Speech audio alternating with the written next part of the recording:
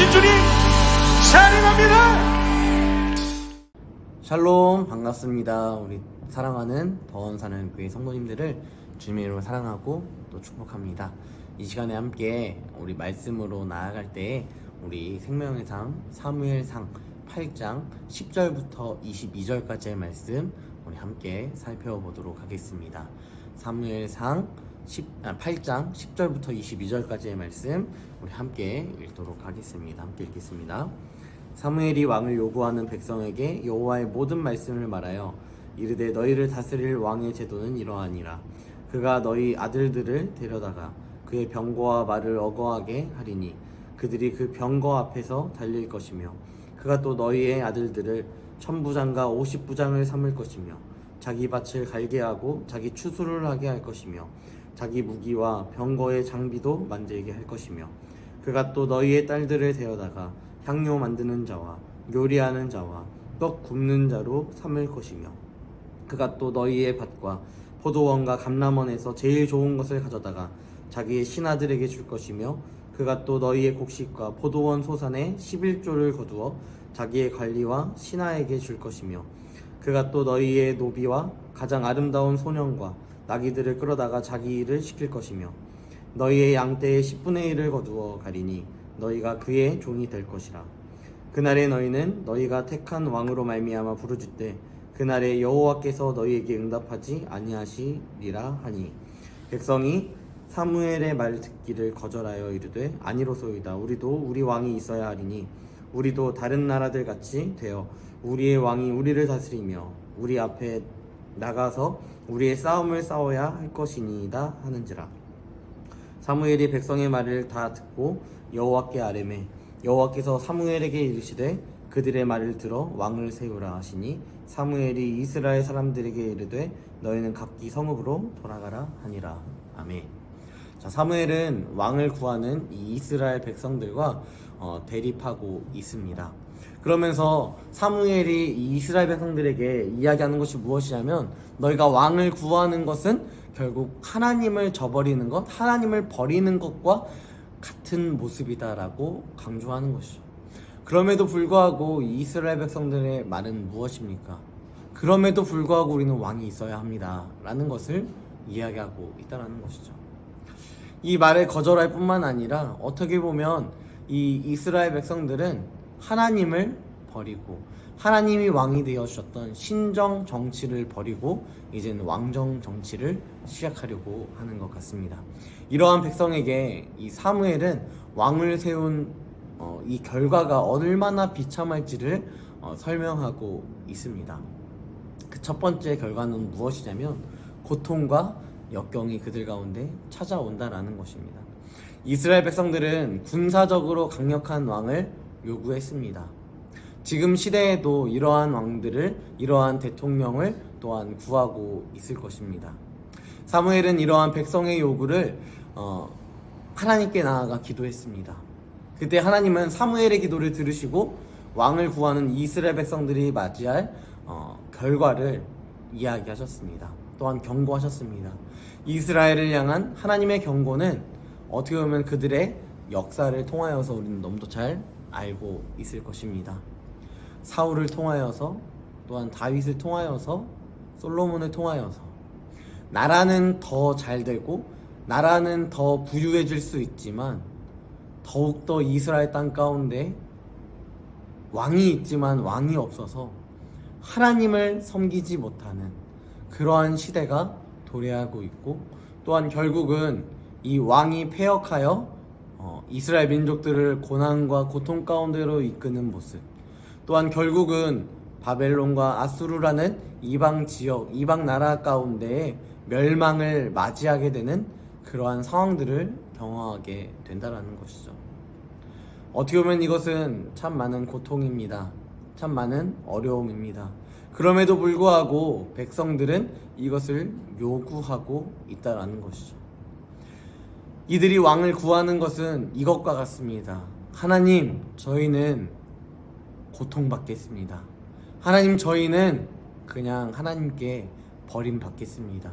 하나님, 저희는 하나님이 필요 없습니다. 사람이 필요합니다.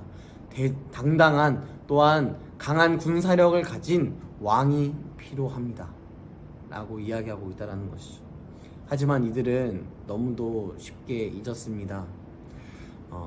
이스라엘 백성들이 첫 출애굽을 한 이후에 전쟁했던 그 출애굽기 17장 가운데 여호수아와 많은 이스라엘 백성들은 정말 보잘것없는 무기를 가지고 이방 나라와 싸웠습니다.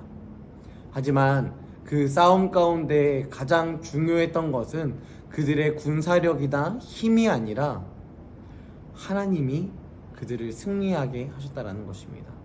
모세의 팔이 올라가면 승리하였고 모세의 팔이 내려가면 패배하는 그러한 모습을 통하여서 전쟁은 하나님께 속하였다라는 사실을 이스라엘 백성들은 반드시 기억해야 했습니다. 하지만 그것을 기억하지 못하고 이제는 도리어 가나안 땅에 들어갔지만 이 출애굽하여 긴 시간 동안 방황하고 있었던 이 이스라엘 백성들처럼 가나안 땅에서 이러한 고통과 고난을 스스로 선택하며 살아가고 있는 이러한 이스라엘 백성들의 모습을 바라볼 수 있는 것입니다. 이 시대 가운데서는요, 돈이 왕이 되는 시대인 것 같습니다. 또한 명예가 권력이 왕이 되는 시대인 것 같습니다. 이러한 시대 가운데 우리가 정말 쫓아야 할 왕은 오직 하나님 한 분밖에 없다라는 사실을 우리 더원사는 그 모든 성도님들이 늘 인식하며 살아갔으면 좋겠습니다. 인식할 뿐만 아니라 삶으로 적용해 나가며 살아갔으면 좋겠습니다. 여러분들의 왕은 하나님 한 분으로 충분합니다. 아니, 그것으로 우리는 너무도 넘치는 은혜를 받은 것입니다. 이 사실을 반드시 기억했으면 좋겠습니다. 여러분, 두 번째 사실은 이것입니다. 하나님과의 관계가 깨지게 됩니다. 왕을 구한 이스라엘 백성들, 이 이스라엘 백성들 안에 주어진 경고는 무엇이냐면 너희의 기도를 더 이상 하나님께서 듣지 않으실 거야. 너희의 기도에 응답하지 않으실 거야. 이스라엘 백성들은 생각했습니다. 새로운 왕을 구하는 것이 결코 하나님을 버리는 것은 아니야. 우리의 왕을 뽑는 것이 결코 하나님을 무시하는 것은 아니야 라고 말했습니다. 하지만 그들의 인식 가운데서는 철저한 하나님을 무시하는 행동, 철저하게 하나님을 외면하는 모습, 그래서 하나님과의 관계가 끊어지는 모습이 있었다는 것입니다.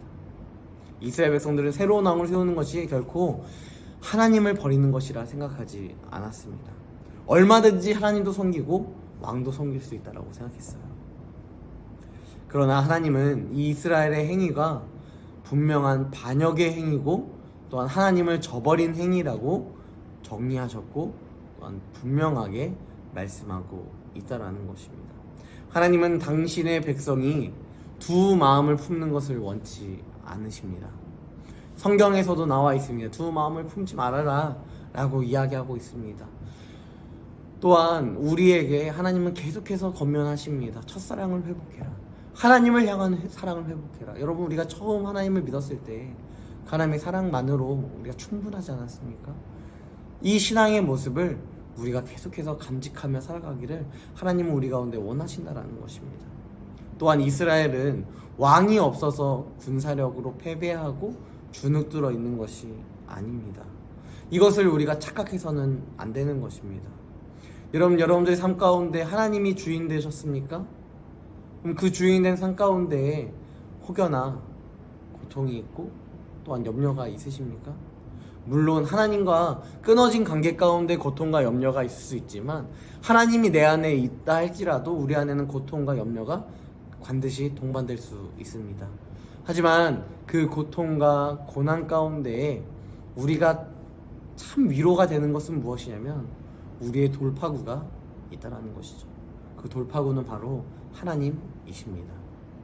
하나님이요, 매 순간순간 가운데 우리의 손을 붙잡으시고 우리를 끝까지 포기하지 아니하시며 우리가 곁길로 가고 다른 길로 가고 내가 원하는 길로 가려고 할 때 주님께서 나를 찾아오셔서 나를 회복시키시고 나를 하나님의 자녀로 또한 살아갈 수 있도록 계속해서 우리를 인도하시고 또한 보호하시는 어떻게 보면 선한 목자가 되어 주신다라는 것입니다. 여러분, 이 사실이 우리 가운데 위로가 있기를 간절히 소망합니다. 여러분, 이 사실이 우리 가운데 강력한 은혜가 있기를 간절히 소망합니다.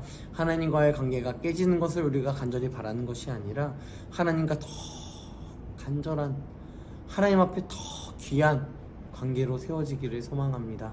여러분 안에 고통과 염려가 동반될지라도 그 고통과 염려를 하나님께 맡겨드린 인생을 살아가며 수고하고 무거운 짐진 자들아 다 내게로 오라 말씀하셨고, 또한 그 짐을 지고 함께 나아갈 때 주님께서 은혜 베풀어 주시고 성령의 능력을 베풀어 주신다는 사실을 신뢰함으로 믿으며 나아가는 사랑하는 더원 사랑교회 모든 성도들이 되기를 주님의 이름으로 간절히 축복합니다. 함께 여러분들이 가지고 나오신 기도의 제목, 또한 2월의 기도의 제목들 가지고 함께 기도했으면 좋겠습니다. 함께 기도하겠습니다.